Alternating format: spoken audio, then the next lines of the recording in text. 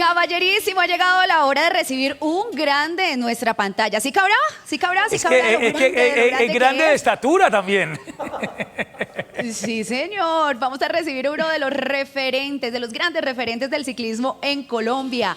Y es grande por su trayectoria y también se ha hecho grande por los triunfos que ha conseguido encima de su caballito de acero. Uno de ellos, y uno de los más importantes, fue el primer colombiano en ponerse la camiseta amarilla, esa tan anhelada, la del Tour de Francia. Recibimos con un bravísimo enorme a ¡Víctor Hugo Peña! Bienvenido, Víctor. Hola, Sandra, Marcelo, un saludo muy especial. Gracias por haberme invitado a su programa. Un orgullo para mí. Gracias. Desde Piedecuesta. ¿Qué estás haciendo por allá? ¿Estás radicado allá o te agarró un poco esta pandemia? Este es mi pueblo. Desde acá llevo viviendo ya 40 años. Wow. Y siempre aquí. Bueno, fui y volví muchas veces. Viví en Europa 10 años. Pues el tiempo que estuve corriendo siempre, pues Piedecuesta era mi sitio de aterrizaje, pero terminó todo y siempre quise volver a mi pueblo.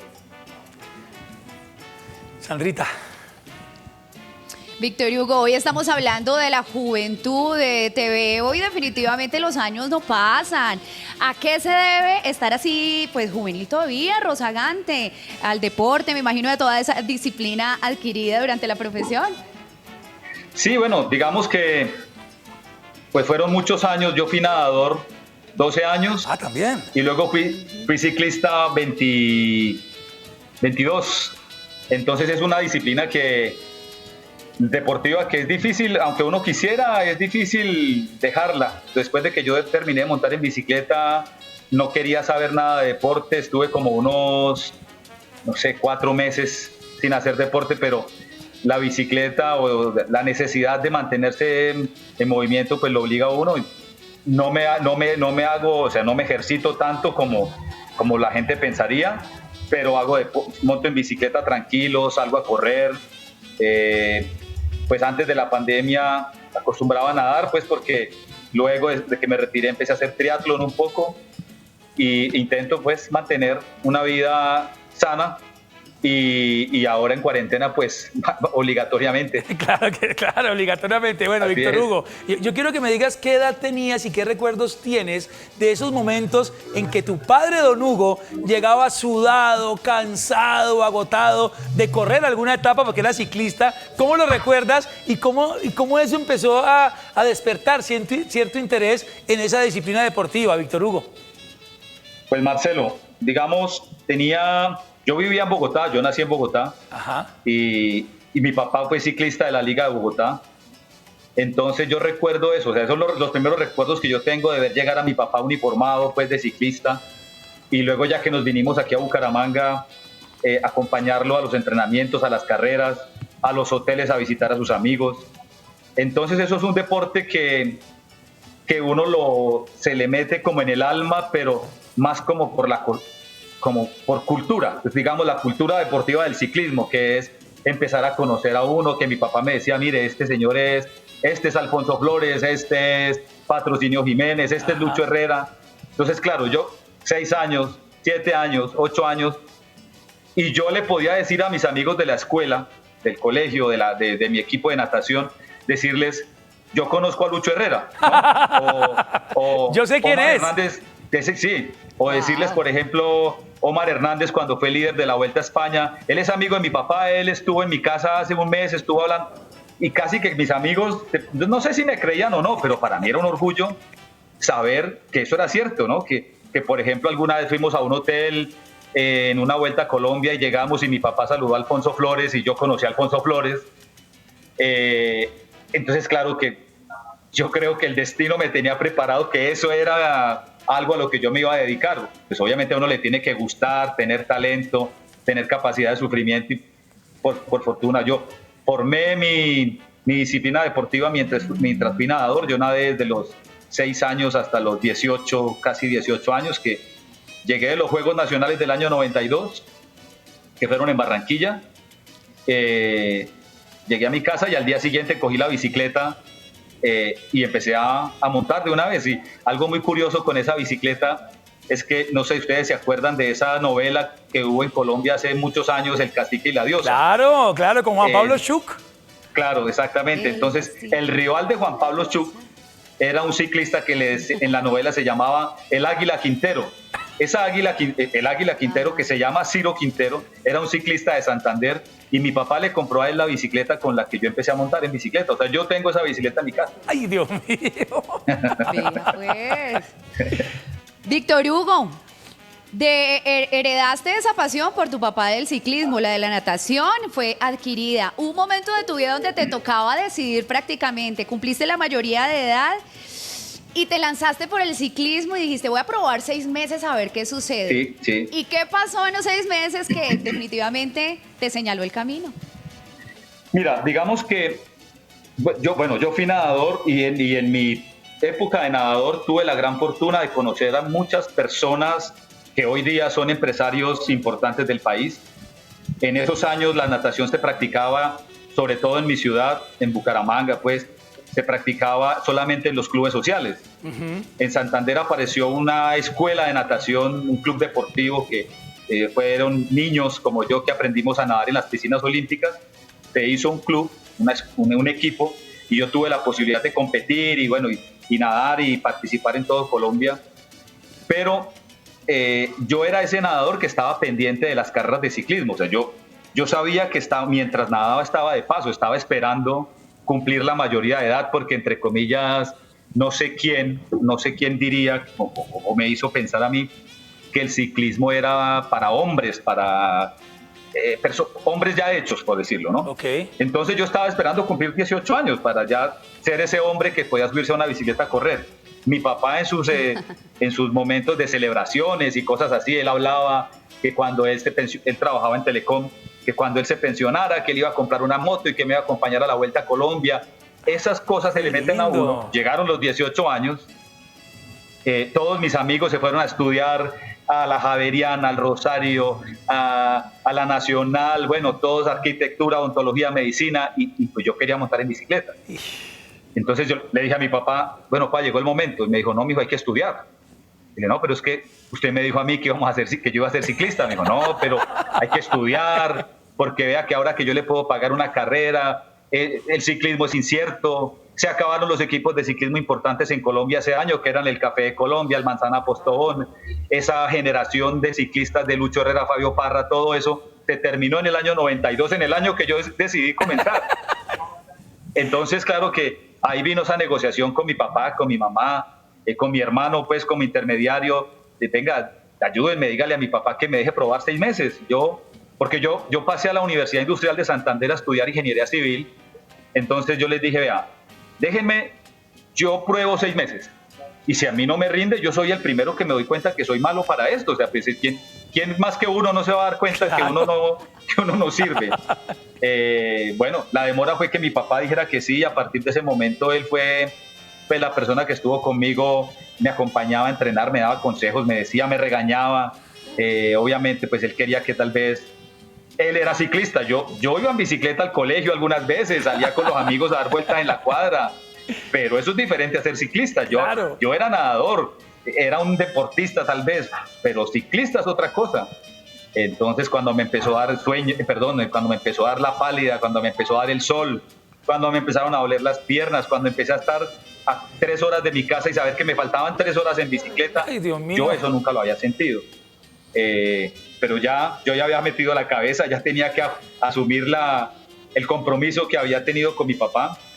Entonces, bueno, por fortuna tuve el talento, tuve la fortuna, la bendición de Dios también y el camino, pues aunque fue difícil, eso no fue así pues de que ya llegué y se abrió, no, eso fue complicado. Hubo momentos en que yo llegaba a mi casa, yo tenía todas mis medallas de nadador colgadas en la pared, cada medalla era un recuerdo. Yo me acordaba de tantos amigos que conocí en esa época, la adolescencia y la infancia, yo como que quería renunciar y volver a nadar y seguir estudiando. Fue difícil, fueron 2 años complicados hasta que ya finalmente yo gané la Vuelta de la Juventud y como que yo dije, listo, sí soy ciclista, sí sirvo para esto. Claro, yo quiero que hablemos un poquito de esas ventajas que empezaste a aplicar como ciclista al haber sido nadador? Porque el ciclista, lo dijiste, tiene que desarrollar una capacidad de sufrimiento. Pero en la piscina, yo que estoy nadando ahora, en estos años ya blancos de mi vida, también se sufre en la piscina, porque Claro. uno está ahí contra uno mismo y es harto y es como un hámster ahí. ¿Qué cosas de la natación te sirvieron en los momentos de sufrimiento como ciclista, Víctor? Es que yo creo que la natación lo que le da a uno es esa disciplina de entrenamiento. Claro. Además que, por ejemplo, es 2 horas, 3 horas solo, mirando una línea, suba y baje, pensando mil cosas. Porque la competencia de natación es rico. Sí. Se encuentra uno con los amigos, espera, compite 1, 2, 3, 5 minutos, listo, se terminó. Pero los entrenamientos de lunes a domingo, como te digo, 3 horas, 2 jornadas, Y dele. esa voluntad y esa disciplina, si uno no la aprende a los 10, 11, 12 años, difícilmente ya con 20 o 18, que fue cuando yo empecé a montar en bicicleta, es muy complicado.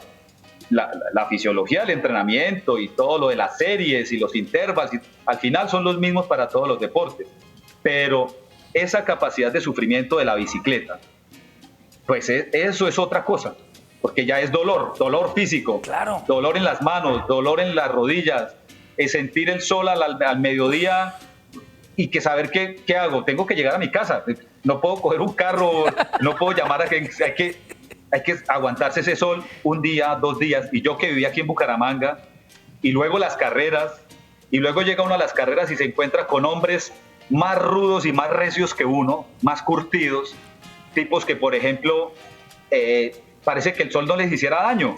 Y uno dice, mira, yo tengo recuerdo mucho una vuelta a España que comienza con el final del verano. Yo sentía el calor, yo sentía que se me iba a derretir la piel. Y yo recuerdo que le pregunté a un español, le dije, hermano, venga, ¿este sol es normal? Y me dijo, sí, el sol del verano. Entonces, para él era normal. Yo sentía que me estaba derritiendo, sentía que me iba a morir.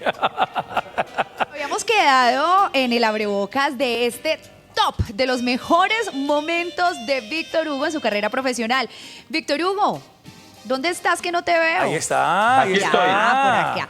Aquí estoy. Víctor Hugo, ¿qué te parece si vamos a mostrarte imágenes y nos vamos a trasladar inmediatamente a ese momento y nos vas a contar detalles, anécdotas divertidas o no tan divertidas de estos momentos importantes? Y nos vamos con el top número 4. Nos trasladamos hacia el año 96 con tan solo 22 añitos, como tú no lo nombrabas hace muy poco.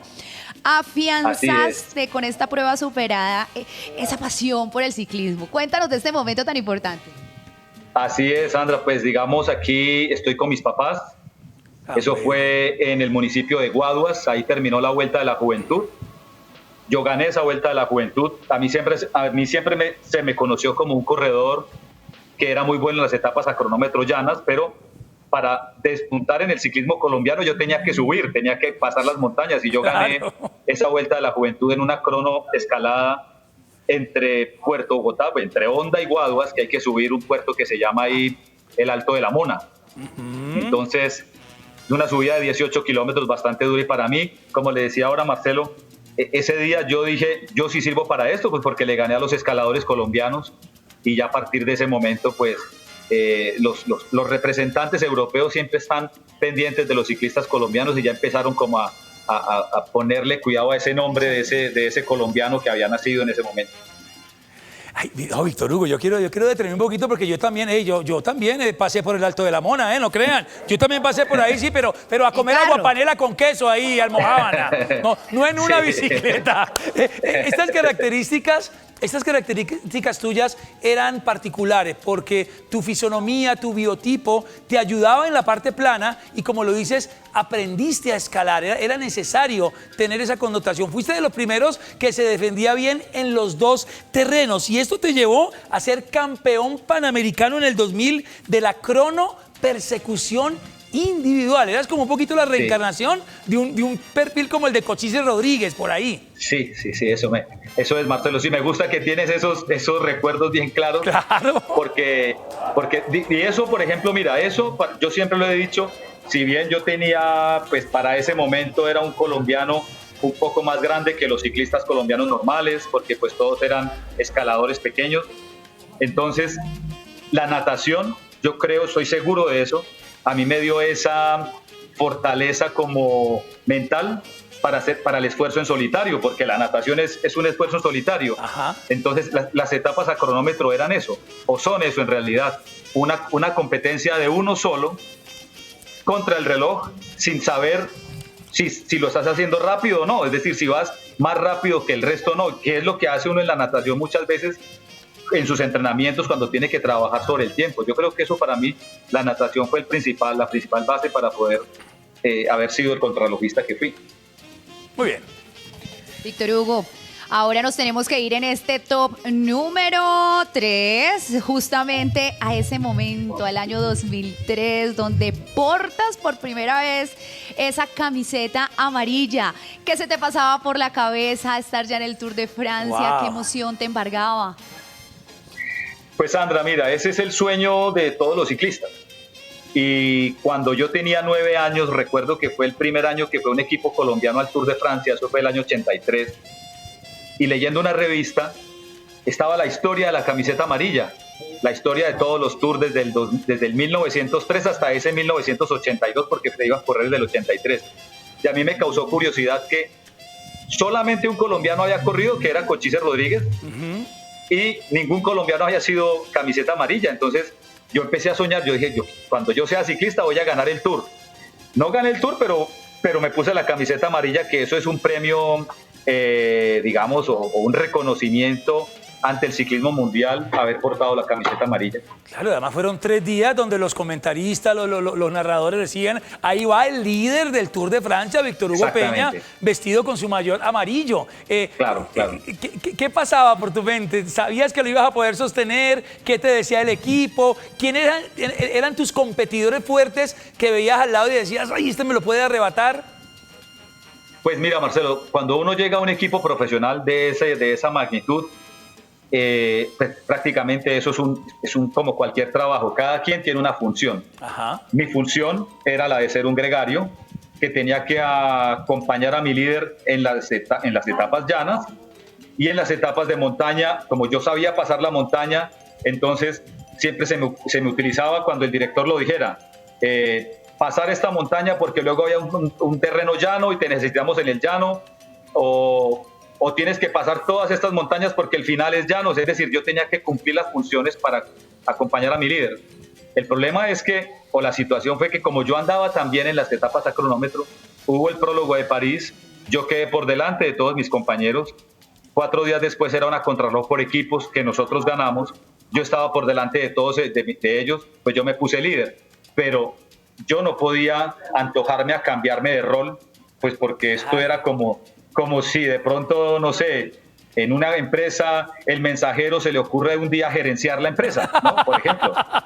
Entonces, cada quien tiene su momento. O sea, para mí, por ejemplo, no fue ni una desilusión ni una decepción. Para mí, me gané esa camiseta con el conocimiento de que yo tengo otro trabajo, porque si me pongo a antojarme de otra cosa, de pronto no gano el Tour y al año entrante me quedo sin trabajo, sin equipo.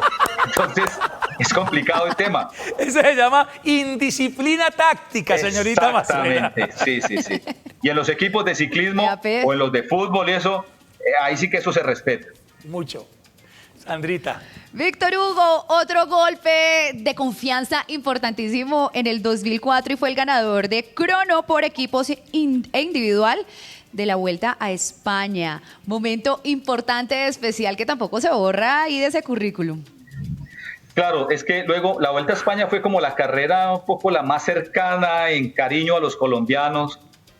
Fue la que ganó Lucho Herrera y donde los colombianos tienen un cariño especial, las personas pues que le tienen un cariño especial a los ciclistas colombianos, y ganar esa crono por equipos. Ya habíamos ganado la crono por equipos del año 2003 y luego una semana después yo gano la crono. Bueno, el corredor que ganó al día siguiente lo descalificaron por un problema de un examen antidopaje. Pues bueno, gano la crono individual. Entonces eso lo que hace es afianzarme en ese momento en Europa como el colombiano contrarrelojista que compartíamos ese rótulo con Santiago Botero. Digamos, fue una generación en la que Santiago y yo ganábamos las cronos, sobre todo las cronos llanas, que eran territorio vedado para los europeos. Un colombiano en una cronómetro llana difícilmente se vio antes, y hoy día pues ese es nuestro talón de Aquiles. No hay un colombiano que pueda ganar en las etapas a cronómetros planos. Y es que eso marcaba una diferencia y lo han nombrado. Santiago Botero y Víctor Hugo Peña fueron esos primeros que sacaron la bandera de Colombia a decir, hey, los colombianos también andamos bien, somos pasistas, como dicen los expertos. También nos manejamos bien en el terreno llano, pero como lo han dicho en repetidas ocasiones Víctor Hugo, pasaban la montaña, sabían pasar la montaña porque era algo que venía también en el ADN. La adaptación a Europa, porque muchos lo vemos sentados desde un escritorio y decimos, tal ciclista es un bobo, mira, no se adaptó, tal futbolista lo devolvieron de Italia. No es fácil la adaptación a un nuevo continente, a estaciones, a otra cultura. ¿Qué es lo más difícil de esto, Víctor?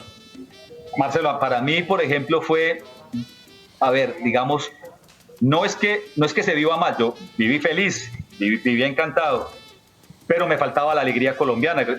Los años en que yo corrí en Europa no tenía la posibilidad, como los corredores de ahora, de ir, correr, regresar, volver, o sea, estar yendo y viniendo. Yo me iba en enero, regresaba a Colombia después del Tour, estaba 20 días y me iba a Europa nuevamente, regresaba la primera semana de noviembre. Entonces me hacía falta la música, me hacía falta los amigos, me hacía falta el ruido de nuestras ciudades. El cabrito. Me hacía falta el almuerzo de mi mamá. Sí, son cosas que, por ejemplo, es tan sencillo como que un día, por ejemplo, llegué yo de entrenar a las 3 de la tarde a mi casa en España, y yo vivía en Alicante, que es un lugar de ambiente y todo. Llegué a entrenar, me bañé, me puse a hacer mi comida, puse música, unos vallenaticos, unos merengues por ahí, y llegó una persona de una casa, me dijo, por favor, es la hora de la siesta, ¿puedes bajar a la música? No. Tuve que quitar la música. Entonces, cosas como esas, por ejemplo, pasaban muy a menudo, y a uno se le empiezan, como dicen en España, se le empiezan a uno a agachar las orejas, y empiezan a perder esa motivación, y necesitaba siempre llegar a Colombia y reactivarme, pues, como del calor humano nuestro.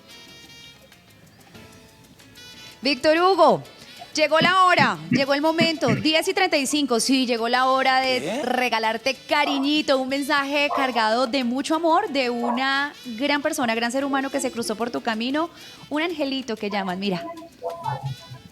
Este es un mensaje para mi querido Víctor Hugo Peña. Bueno, sabes que para mí es un privilegio enorme poder estar al lado tuyo. Desde aquella vez que te sumaste por primera vez a la transmisión de ESPN, siempre ha sido un verdadero honor, un verdadero placer. Te admiro por lo que fuiste como deportista, por lo que sos ahora como persona y bueno, lo que más me gusta de todo esto es que aparte de que trabajar con vos es un verdadero privilegio y de tenerte de compañero es maravilloso, sino también cómo nos llevamos como persona, ¿no? Yo siempre te trato como si fuese mi hermano y vos también conmigo y eso es maravilloso. Abrazo enorme, hermano, cuídate mucho. Wow. Mira, me conmueve mucho porque hay una situación bien importante en el deporte profesional que se llama, de hecho se está estudiando mucho, se llama el síndrome del postprofesionalismo, lo que sucede después del retiro. Los aficionados están pendientes de los deportistas durante el tiempo que están ganando o dando noticias, pero cuando termina este momento, que se acaba nuestra vida, porque para mí, por ejemplo, esa era mi vida, eso se convierte como en el rompimiento de una relación sentimental, que uno no encuentra cómo suplir ese amor que había por ese deporte. Entonces se acaban los objetivos, se acaban los calendarios, se acaban las metas, y empieza uno a decir, yo era ciclista, ya no, y uno no deja el ciclismo lo deja uno, el ciclismo continúa, pero uno es el que se le pasan los años. Y a todos nos sucede que llegamos a un momento en que no sabemos qué hacer porque en 20 años yo no aprendí ningún arte. Entonces vienen los problemas económicos, ya tenía una familia, ¿yo qué voy a hacer? Gastarme el dinero que tengo de aquí hasta que me alcance. Wow. Porque uno no aprende una actividad. Y coincido con la misma situación de tantos deportistas profesionales que algunos consiguen un lugar como directores deportivos, como entrenadores, como representantes. Algunos de pronto pueden manejar sus negocios, no muchos son tan exitosos, algunos como periodistas, pero queda el 90% de los deportistas desamparados. Y lo peor, que la afición lo olvida a uno. Y uno se acostumbra a los aplausos y a los privilegios, y resulta que en un momento de esos de angustia y que no sabía qué iba a hacer, que tenía como el agua al cuello, yo le decía, Dios mío, ¿y qué hago? ¿Qué voy a hacer? O sea, tengo mi esposa, mis hijos, ¿qué hago? Yo ya no soy ciclista, ya no se me reconoce como el ciclista. Y un día cualquiera aparece una llamada de Mario Sabato, que lo conocía como periodista, comentarista. Hasta yo le dije a Erika, mi esposa, le dije, mira, yo no sé si contestarle porque yo no estoy para dar entrevistas ahorita, ¿yo qué voy a decir? ¿Qué voy a hablar? Y resulta que el hombre me estaba invitando a que lo acompañara una semana a la transmisión del Giro de Italia. Pues yo le agradecí porque fue una manera de volver a viajar en avión, volver a viajar después de, no sé, 6 meses o algo así. Que mi vida era en un avión y resulta que llevaba 6 meses sin viajar. Y bueno, tuve la fortuna que lo hice bien, que todas las personas de ESPN les gustó, a mí me gustó hablar de ciclismo y volví a sentir ese amor por el ciclismo, volví a sentir esas ganas de ver carreras de ciclismo, porque es que por 2 o 3 años yo no quería ver carreras, yo no quería ni que la gente me hablara de Nairo o de Rigo, no, yo no quería escuchar eso porque era como si me hablaran de la ex que terminó conmigo y que no me quiso, más o menos así. Ay, entonces era una cosa que no soportaba, es decir, yo llegaba y mi papá me hablaba de ciclismo, mi hermano, mi mamá, mis hijos, llegaba a una tienda, estaba un televisor prendido, eso era increíble, y luego comenzó esa tendencia increíble en Colombia de todo el mundo montando en bicicleta.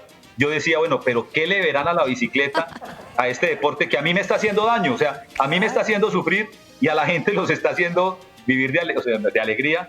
Finalmente yo encontré esa manera de salir adelante, de encontrarme otra vez y de poder disfrutar, ¿no? Y para mí, como tú lo decías, Sandra, un ángel en el camino, porque me dio la mano en un momento que estaba realmente sin norte, sin saber qué iba a hacer.